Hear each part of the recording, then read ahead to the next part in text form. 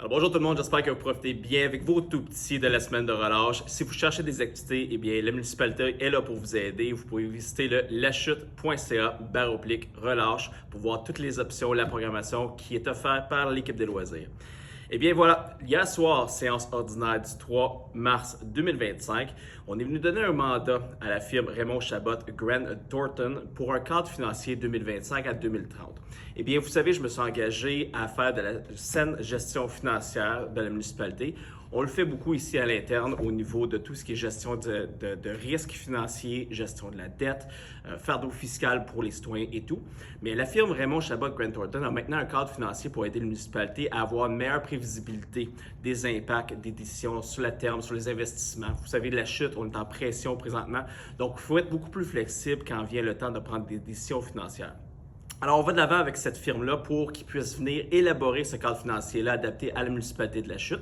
Et ça va nous permettre tout simplement, comme j'ai mentionné, de pouvoir gérer à l'aide de tableaux de bord et être beaucoup plus flexible pour vous, pour vos investissements.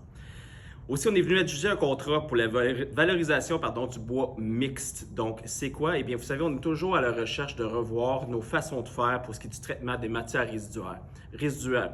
Donc, ici, c'est pour les CDR, donc les produits de construction, de rénovation et de démolition, je me suis trompé dans mes mots.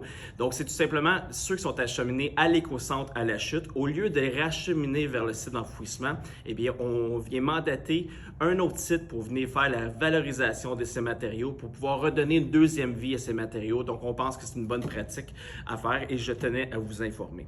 Et finalement, on est venu amender le règlement de zonage de l'urbanisme ici pour le stationnement en façade de bâtiment.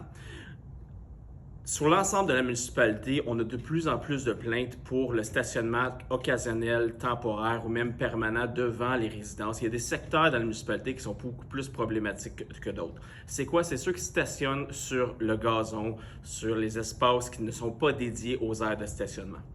Donc ici, on vient tout simplement amender le règlement pour nous donner les outils pour pouvoir intervenir lorsque c'est le cas, lorsque ça devient problématique. Parce que c'est non seulement un problème d'insalubrité, mais aussi un problème de cohabitation avec le quartier et avec les voisins.